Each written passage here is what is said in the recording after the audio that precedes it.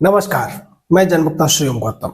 महाराष्ट्र चुनावों को लेकर महाविकास अघाड़ी और महायुति दोनों ने ही अपने घोषणा पत्र जारी कर दिए हैं। इन घोषणा पत्रों से एक बात तो लगभग तय हो गई है कि महाराष्ट्र के चुनाव में इस बार जो रेवड़ियां बांटी जा रही हैं वो बहुत ज्यादा स्तर की हैं और इन रेवड़ियों की वजह से महाराष्ट्र के बजट पर 10-15% से लेकर 40% तक का एक्स्ट्रा बोझ पड़ने वाला है। इसका परिणाम यह होगा कि महाराष्ट्र जो भारत का सबसे समृद्ध राज्य कहा जाता है, उसके बजट की हालत भी अब बीमारू राज्यों जैसी होने वाली है। बीमारू राज्य जिन्हें कहा जाता था वो बिहार, राजस्थान, मध्य प्रदेश और उत्तर प्रदेश, यानी जहां पर बजट की आमदनी कम होती थी और घाटा ज्यादा होता था। उसके अलावा कर्ज के द्वारा तमाम खर्चों को पूरा करने की कोशिश की जाती थी। महाराष्ट्र का जो बजट है वो 7 लाख करोड़ का है। इस पर विस्तार से बात करेंगे। पहले आपको ये बता देते हैं कि इस चुनाव में महाराष्ट्र में दोनों ही गठबंधनों ने क्या क्या परोसा है जनता के लिए, या फिर क्या क्या लालच दिया है महाराष्ट्र के वोटर्स को। सबसे बड़ा जो लालच दिया गया है वो महिलाओं को दिया गया है। महायुति ने 1500 से बढ़ाकर 2100 प्रति महीने देने की बात की है, तो कांग्रेस नीति जो गठबंधन है उद्धव ठाकरे एनसीपी वाला महाविकास अघाड़ी, उसने 3000 रुपए प्रति महीने देने की बात की है। इसके अलावा महाअघाड़ी ने जो 5 गारंटी दी है उनमें एक गारंटी ये है कि वो जातिगत जनगणना कराएंगे और उसके आधार पर 50% आरक्षण का जो एक रिस्ट्रिक्शन लगा हुआ है इसको हटा देंगे। साथ ही कांग्रेस ने एक वायदा यह भी किया है कि वो किसानों का 3 लाख रुपए तक का कर्ज माफ कर देगी और जो किसान अपना कर्जा ईमानदारी से भरते रहे हैं उनको 50,000 रुपए का प्रोत्साहन राशि भी दी जाएगी। इसके अलावा बेरोजगारों को 4,000 रुपए महीने की बेरोजगारी भत्ता देने का वायदा भी कांग्रेस पार्टी ने कर दिया है। साथ ही साथ 25 लाख रुपए का स्वास्थ्य बीमा हर परिवार को देने का भी वायदा किया गया है।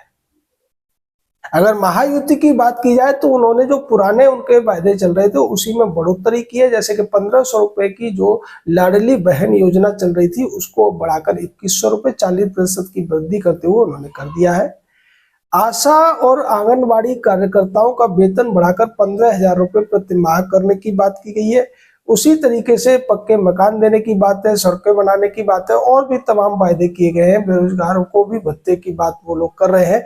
साथ ही साथ जो विद्यार्थी पढ़ते हैं वो उसमें एजुकेशन लोन के लिए भी तमाम प्रावधान किए गए हैं। अब अगर बजट पर इन दोनों ही वायदों के बोझ की बात की जाए और बात की जाए कि इससे आने वाले समय में भारत की राजनीति पर क्या फर्क पड़ने वाला है, उसको भी आप समझ लीजिए। महाराष्ट्र का बजट है 7 लाख करोड़ रुपए के करीब का, जिसमें से 6,12,000 करोड़ रुपए खर्चा है और उसके अलावा जो है वो ब्याज और कर्ज अदायगी में खर्च होने वाली राशि है। इस 6,12,000 करोड़ में से अगर देखा जाए तो जो लाडली बहन योजना शुरू की महाराष्ट्र सरकार ने, उस पर खर्चा उन्होंने बताया सालाना का 46,000 करोड़ रुपए का। यानी कि अगर वो 1500 रुपए महीने हर महिला को देंगे तो करीब 2.5 करोड़ महिलाओं को वो 46,000 करोड़ रुपए के करीब हर साल में चुकाएंगे। अब इसको उनका जो बढ़ोतरी उन्होंने 2100 रुपए देने की बात की है, यानी कि 40% इसमें और बढ़ा दिया जाए तो ये राशि 72-74,000 करोड़ रुपए के आसपास बैठ जाती है। वहीं दूसरी तरफ कांग्रेस पार्टी 3,000 रुपए देने की बात कर रही है। तो अगर कांग्रेस पार्टी या जो उद्धव ठाकरे की शिवसेना है और एनसीपी है, ये महाविकास अघाड़ी सत्ता में आता है तो इससे जो बजट पर अभी जो 46,000 करोड़ रुपए की बात की जा रही है महायुति के द्वारा, या 72-74,000 रुपए अगर वो दोबारा सत्ता में आते तब होगा, यही खर्चा बढ़कर 3,000 रुपए के हिसाब से कम 1 लाख करोड़ रुपए का हो जाएगा, जो कि कुल बजट का 15 से 16% बैठेगा। जो आयोजना खर्च होता है उसका 15 से 16%। ये एक मद की बात है। अगर इसमें बेरोजगारी भत्ते वाली मद को भी जोड़ दिया जाए तो उस पर भी 25 से 50,000 करोड़ रुपए खर्चा आने का अनुमान है। साथ में अगर स्वास्थ्य बीमा वाला जो उनका प्रावधान है उसको अगर जोड़ दिया जाए, क्योंकि केंद्र सरकार 5 लाख रुपए तक का स्वास्थ्य बीमा एक परिवार को दे रही है, उसको 5 गुना जब आप करेंगे तो उसका प्रीमियम राशि भी बढ़ जाएगी। तो इससे भी कम से कम 10 से 15 हजार करोड़ रुपए का बोझ महाराष्ट्र के सालाना बजट पर पड़ने वाला है। अगर कर्ज माफी वाले वायदे की तरफ देखा जाए तो उससे भी कम से कम 50 हजार करोड़ से लेकर 1 लाख करोड़ रुपए का खर्चा एक मुश्त पड़ने वाला है या बोझ पड़ने वाला है महाराष्ट्र के बजट पर। ये जो खैरात की राजनीति है देश में शुरू तो 80 के दशक में हुई थी, लेकिन बाद में इसको दोबारा से रिवाइव करने का, पुनर्जीवित करने का काम किया दिल्ली के पूर्व मुख्यमंत्री और आम आदमी पार्टी के सो कॉल्ड या स्वयंभू ईमानदार और तमाम आरोपों से घिरे हुए भ्रष्टाचार के आरोपों में जमानत पर चल रहे अरविंद केजरीवाल ने। अरविंद केजरीवाल ने महाराष्ट्र से पहले ही दिल्ली और पंजाब में महिलाओं को 1000 रुपए देने की बात कर दी। हालांकि दिल्ली में वो लागू नहीं कर पाए, पंजाब में वो इसी से जीत कर आ गए और इसकी वजह से तमाम बोझ जो पंजाब की सरकार का जो बजट है उस पर पड़ा। अब केजरीवाल ये सोचकर चल रहे थे कि दिल्ली के चुनावों में वो 1000 रुपए का लालच देकर महिलाओं का वोट लुभा लेंगे, लेकिन ये होता हुआ संभव नहीं हो रहा है, क्योंकि ये जो महिला सम्मान निधि है, महिलाओं को महीने की जो राशि देने की बात है वो अब बढ़कर 3000 तक पहुंच गई है। 2100 का वायदा करके भारतीय जनता पार्टी हरियाणा में सरकार बनाने में कामयाब हुई, यानी दिल्ली के चुनावों में ये राशि जो घोषित की जाएगी पार्टियों की तरफ से या वायदा किया जाएगा, ये 2100 से 3000 के बीच होगी, ये तो लगभग तय हो गया है। इसके अलावा जो बसों में महिलाओं की यात्रा फ्री करने का चलन केजरीवाल ने दिल्ली में चलाया, वही महाराष्ट्र में महाअघाड़ी गठबंधन भी वायदा करता हुआ नजर आ रहा है और उसने भी वायदा किया है कि महाराष्ट्र की बसों में महिलाओं को फ्री यात्रा का वो तोहफा देने वाले हैं। इससे भी बजट पर एक बहुत बड़ा बोझ पड़ने वाला है। सवाल ये उठता है कि अगर आप महिलाओं को बसों में यात्रा फ्री कर रहे हैं तो फिर पुरुषों ने आपका क्या बिगाड़ा है? बुजुर्गों के पास होते हैं, स्टूडेंट्स के पास होते हैं, जो मेहनत करने वाले नौकरी पेशा पुरुष होते हैं, ज्यादातर वो यात्राएं वही करते हैं, उन्होंने क्या बिगाड़ा है? वो अपना परिवार पालने के लिए इतनी मेहनत कर रहे हैं, उन्हें भी फ्री कर दीजिए। अरे जब बोझ पड़ रहा है तो और भी डाल दो थोड़ा, उससे क्या फर्क पड़ता है? कम से कम भेदभाव तो नहीं दिखेगा। एक तरफ महिला जा रही है, वो टिकट नहीं ले रही है, और पुरुष जा रहा है बेचारा, वो पैसे दे रहा है। तो ये सब नहीं होना चाहिए। साथ ही साथ बजट का भी ख्याल रखा जाना चाहिए। इसको लेकर सुप्रीम कोर्ट में तमाम याचिकाएं भी पड़ी थी, सुनवाई भी हुई, लेकिन सुप्रीम कोर्ट ने इस पर चुनाव आयोग को निर्देश दे दिया कि वो इस पर कानून बनाए या कार्रवाई करे। चुनाव आयोग ने कहा कि हम इस पर कार्रवाई करेंगे, लेकिन कार्रवाई कब करेंगे? जनप्रतिनिधि कानून के तहत इसको रिश्वत अगर मान लिया जाता है तो निश्चित तौर पर इससे दो फायदे होंगे। एक तो जो पार्टियां हैं उन्हें सिद्धांतों पर चलना पड़ेगा, अपने उम्मीदवारों पर ध्यान देना पड़ेगा, लेकिन बजाय उम्मीदवारों पर, सिद्धांतों पर ध्यान देने के, वो सिर्फ और सिर्फ चुनावी वायदों पर जोर देते हैं और वो ये भूल जाते हैं कि इन चुनावी वायदों को पूरा करने के लिए बजट पर कितना बोझ पड़ सकता है, कहां से इसकी पूर्ति होगी। अगर पूर्ति नहीं होगी तो स्थिति पंजाब और हिमाचल प्रदेश जैसी पैदा हो सकती है, लेकिन इससे किसी का कोई लेना देना नहीं है।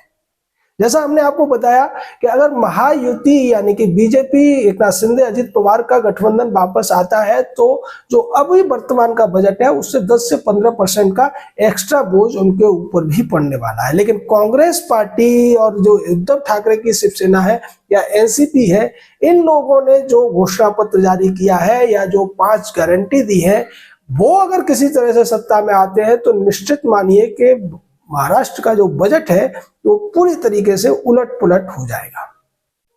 अब इस बजट पर खर्च होने वाले कुछ मोटे मोटे खर्चे हम आपको बता देते हैं कि महाराष्ट्र सरकार 30,000 करोड़ रुपए सालाना का खर्च करती है पुलिस के ऊपर, स्वास्थ्य के ऊपर भी वो 30,000 करोड़ रुपए खर्च करती है।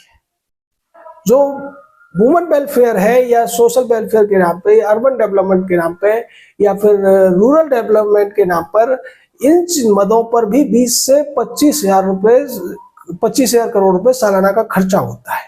इन सभी खर्चों को, 4 मदों के खर्चों को मिला दिया जाए तब भी ये उतनी राशि बैठती है जितने का वायदा महा विकास अघाड़ी गठबंधन ने महिलाओं को सालाना देने का वायदा किया, 36,000, 3,000 रुपए महीने का। इस तरीके की रेवड़ियों से बजट का क्या हाल होने वाला है, क्या दिवाला उसका निकलने वाला है, ये आने वाला वक्त बताएगा। लेकिन ये निश्चित मानिए कि अब देश में जहां भी कहीं भी चुनाव होंगे तो 3-4 घोषणाएं तो हर पार्टी करती नजर आएगी। पहली घोषणा है महिलाओं को समृद्धि सम्मान निधि लाडली बहन योजना, जिस भी नाम से वो परोसेंगे 2100 से 3000 रुपए, जो आने वाले चुनावों में 3 से 4 भी हो सकता है, 4 से 5 भी हो सकता है, क्योंकि हर पार्टी ये चाहेगी कि वो जीते। और जो बाद में घोषणा पत्र लेके आएंगे वो बढ़ाकर ही बताएंगे।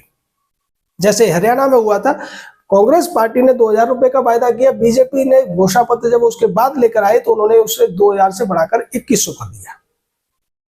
तो ये जो रेवड़ियां हैं, ये जो खैरात है, उसका रेट बढ़ता जा रहा है। और जो टैक्स पे करने वाले लोग हैं, मेहनत करने वाले लोग हैं, उनके प्रति सरकार का कोई दायित्व तो अब नजर नहीं आ रहा है। जो मेहनतकश लोग हैं, दिहाड़ी पर मजदूरी करते हैं, उनके लिए न्यूनतम मजदूरी की दरें तो बढ़ जाती है, लेकिन उन्हें कभी वो मिल नहीं पाती। सरकार अगर इसी तरीके से फ्री बांटने की बात कर रही है तो ऐसे लोगों को क्यों नहीं वो 3000 रुपए महीने का एक भत्ता दे दे कि जो भी लोग 8 घंटे काम करते हैं, चाहे दुकान पर करते हैं, चाहे दिहाड़ी में करते हैं, वो अगर 8 घंटे काम करने वाले लोगों को सालाना 36,000 रुपए दिए जाते हैं तो उनका परिवार पलेगा, उनके बच्चे भी पढ़ेंगे, उनके बच्चे भी खा पी सकेंगे। लेकिन ऐसा नहीं होता है। ये सिर्फ वोट की दृष्टि से किया जा रहा है, ये इससे कहीं भी जनता का कल्याण जुड़ा हुआ नहीं है। उसी तरीके से किसानों के कर्ज माफी की बात है, जमा कर दिया, उन्होंने क्या बिगाड़ा है? और जो लोग कर्ज लेकर जानबूझकर उसको वापस नहीं करते, आप उनका कर्ज माफी की बात कर रहे हैं। जो लोग किसी तरीके से इंतजाम करके ब्याज पर पैसा लेके उसको माफ कर देते हैं जिससे कि उनकी ब्याज बच जाए, उन लोगों को आप एक तरीके से दंडित करने की बात कर रहे हैं।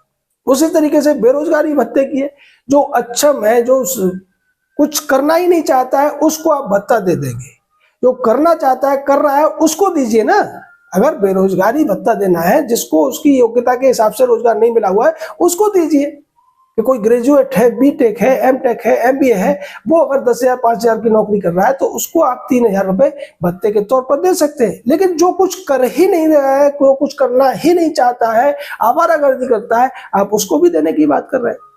तो ये जो रणनीतियां हैं देश के आने वाले भविष्य के लिए, आने वाली पीढ़ियों के लिए कितना बड़ा सरदर्द या कितनी बड़ी बीमारी बनने वाली है, इसे सोचने की जरूरत है। हर चुनाव में ये रेवड़ियां बांटी जा रही है और रेवड़ियों का आकार बढ़ता जा रहा है, रेवड़ियों की संख्या भी बढ़ती जा रही है। जैसा कि महाराष्ट्र के अभी झारखंड का चुनाव का जो घोषणा पत्र हुआ उसमें कम रेवड़ियां थी, लेकिन महाराष्ट्र में उसकी तादाद भी बढ़ गई और उसका आकार भी बढ़ गया। इसके बाद जिन राज्यों में चुनाव होंगे उनकी स्थिति और ज्यादा एक तरीके से बढ़ी हुई नजर आएगी। यानी कि अब लोग जो प्रदेशों में बैठे हुए वो ये सोच रहे हैं कि हमारे यहाँ चुनाव हो तो देर से हो, और जितना देर से चुनाव होगा, जैसा कि पहले कहा जाता था कि मोबाइल खरीदने वाला हर व्यक्ति ये सोचता है कि अगर मैंने थोड़ा और इंतजार किया होता तो उसी पैसे में मुझे बेहतर मॉडल मिल गया होता। उसी तरीके से अब तमाम जो प्रदेशों के चुनाव वाले क्षेत्रों के लोग ये सोच के चल रहे हैं कि अगर हमारे प्रदेश का चुनाव थोड़ा देर से होता तो हमें भी और ज्यादा फायदा होता। जैसे अगर हरियाणा का चुनाव महाराष्ट्र के बाद होता तो 3,000 रुपए कम से कम बोली लगती उनको खैरात देने की। उसी तरीके से बेरोजगारी भत्ता भी वो बढ़ा हुआ लगता। ये जो चीजें हैं, जो रिश्वत की बोली लग रही है, रिश्वत के ऊपर एक तरीके से होड़ सी लग गई है कि एक पार्टी 1000 दे रही है, दूसरी 1500 कर देती है, वही पार्टी 2100 कर देती है, तीसरी पार्टी 3000 कर देती है। आने वाले चुनावों में ये आपको 3500 होता हुआ भी दिखेगा, 4000 होता भी दिखेगा। और इसका सबसे बड़ा जो असर पड़ना है या सबसे बड़ा बोझ पड़ना है उस आम आदमी पर पड़ना है, जिसको न ये मिलने वाला है न उससे उसका कोई फायदा होने वाला है, बल्कि बजट पर जोर पड़ेगा। तमाम जो जरूरी खर्चे हैं उनमें कटौती की जाएगी। जैसा हिमाचल प्रदेश में हुआ कि सरकारी कर्मचारियों की सैलरी रोक दी गई, क्योंकि बाकी जो लोगों ने वादे करके कांग्रेस सत्ता में आई थी उनको पूरा करना था। आप देखिए कि हर प्रदेश का जो बजट है वो डिफिसिट में चल रहा है। महाराष्ट्र का बजट भी 15% के डिफिसिट में है। यानी 7 लाख करोड़ रुपए का जो बजट है उसमें आमदनी जो है सरकार की वो 6 लाख करोड़ के आसपास है। 1,10,000 करोड़ रुपए का डिफिसिट है, जिससे बजट के खर्चे किए जा रहे हैं 15%। अब अगर कांग्रेस पार्टी वाला गठबंधन, उद्धव ठाकरे एनसीपी वाला गठबंधन सत्ता में आता है तो 30 से 40% का जो एक्स्ट्रा खर्च है वो कहां से आएगा? क्या फिक्सल डिफिजिट को बढ़ाकर 15% से 50% कर दिया जाएगा? क्या जो बजट 7 लाख करोड़ का है उससे 8 लाख 9 लाख करोड़ रुपए करने के लिए कर्जा लेकर पूर्ति की जाएगी? या फिर जो पुराने खर्चे हो रहे हैं उनको टाला जाएगा, उनकी सैलरियां रोक दी जाएगी? क्या पुलिस की सैलरी रोकी जाएगी? क्या टीचर्स की सैलरी रोकी जाएगी? या दूसरे जो मद है उनमें खर्चा हो रहा है उनको रोका जाएगा? अगर नहीं रोका जाएगा तो ये पूरा कहां से होगा? इसी को लेकर सुप्रीम कोर्ट में सवाल उठे, लेकिन सुप्रीम कोर्ट इस तरीके के सवालों पर निर्णय देने से हाथ खड़े कर देता है। सुप्रीम कोर्ट कैसे निर्णय देता है? वो मदरसा बोर्ड को वैध ठहराने का निर्णय देगा, वो अफजल के लिए खुल जाएगा रात में। जहां उसको निर्णय करना चाहिए वहां वो सोचते ही नहीं है, उसको टाल देते हैं कि चुनाव आयोग फैसला करो, बोलते हैं हमारा इससे कोई लेना देना नहीं है। लेकिन जिन चीजों में सुप्रीम कोर्ट को नहीं बोलना चाहिए, सुप्रीम कोर्ट एक अपीलीय अधिकरण है, अपीलीय न्यायालय है, लेकिन वो ट्रायल कोर्ट बन जाता है केजरीवाल के लिए, जब अभिषेक मनु सिंघवी जैसा वकील वह वकालत करने लगता है। ये देश निश्चित तौर पर एक तरफ समृद्धि दिखाई दे रही है, लेकिन ये जो रेवड़ियां इसी तरीके से जारी रही तो ये समृद्धि होते हुए भी खोखली हो जाएगी। भारत की हालत भी वेनेजुएला जैसी, श्रीलंका जैसी हो सकती है। जब आपके पास आमदनी ही नहीं होगी, राज्य सरकारें इस तरीके से रेवड़ियां बांटेगी, रेवड़ियां बांट बांट के पार्टियां सत्ता में आएंगी और सत्ता में आके वो न केवल रेवड़ियों के नाम पर लूट भी मचाएंगी, जैसा केजरीवाल ने दिल्ली में किया। मोहल्ला क्लिनिक हो या दूसरी जितनी योजनाएं हैं, धरातल पर उनका लाभ जनता को नहीं मिल रहा है, बल्कि जो कमीशन खोरी उसमें हो रही है, उससे जो सब्सिडी में जो कमीशन पार्टी खा जाती है, उससे उस पार्टी का जरूर भला हो रहा है। तो इसलिए आप अगर देश से प्यार करते हैं, समाज से प्यार करते हैं, भारत को आगे बढ़ते हुए देखना चाहते हैं, तो इन चीजों का विरोध करने की जरूरत है। इस पर पार्टियों पर दबाव बनाने की जरूरत है कि आप रिश्वतखोरी के द्वारा वोट पाने की बजाय अच्छे सिद्धांतों पर, अच्छी बातों पर, देश के भले के नाम पर, जनता के भले के नाम पर आप अगर चुनाव में जाएंगे तो ज्यादा बेहतर होगा। जय हिंद, जय भारत।